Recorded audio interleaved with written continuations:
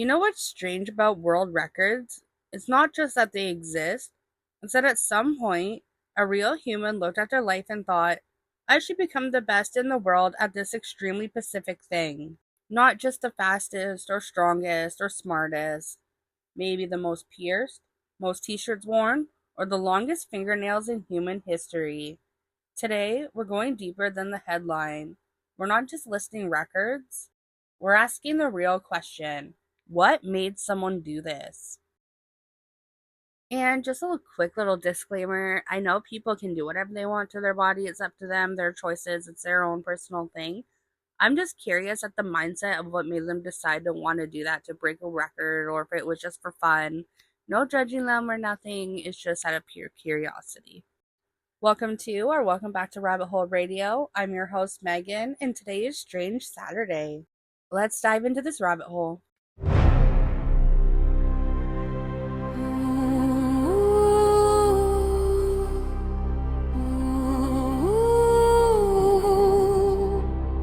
This is Rabbit Hole Radio.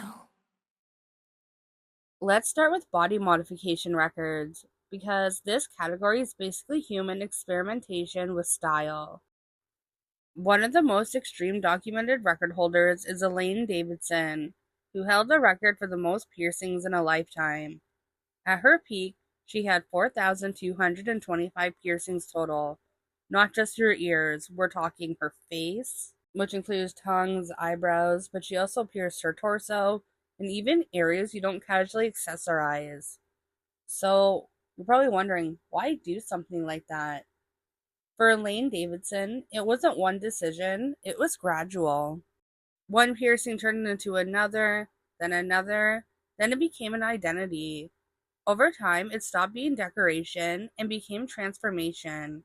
She wasn't trying to win at first, she was building up a version of herself that kept evolving until the world eventually said, okay, this is now a record. Now, let's go from permanent modification to temporary chaos. The record for the most t-shirts worn at once is 260 t-shirts. Think about what that actually means. That's not even fashion anymore. That is compression engineering. And to be honest, the process usually takes hours, shirt after shirt, layer after layer, until movement becomes optional. So, why did he do this? Most people who attempt records like this aren't chasing fashion, they're chasing a very specific feeling. I want to do something no one has ever physically managed to do before. It's less about the t-shirts and more about pushing the human body to its ridiculous limit. No judgment here, but doesn't he kind of give Baymax vibes to anyone else? No, just me? Anyways, now we have the record for the longest fingernails ever recorded. Diana Armstrong's nails measured a combined total of 1,300 centimeters. That's more than 13 meters of nail growth in total length. But here's the part that matters more than the number. This took decades. Decades of not cutting her nails, careful maintenance, adapting every part of her daily life. Things most people don't think about, like typing on a computer, cooking, or even closing their hand, become a completely different experience. So why would she keep them? For many long-term record holders like this, it becomes a legacy, identity, and something tied to memory or loss. At a certain point, cutting them isn't just a trim, it feels like undoing time. Then there's people who don't just hold one record, they collect them like Pokemon badges.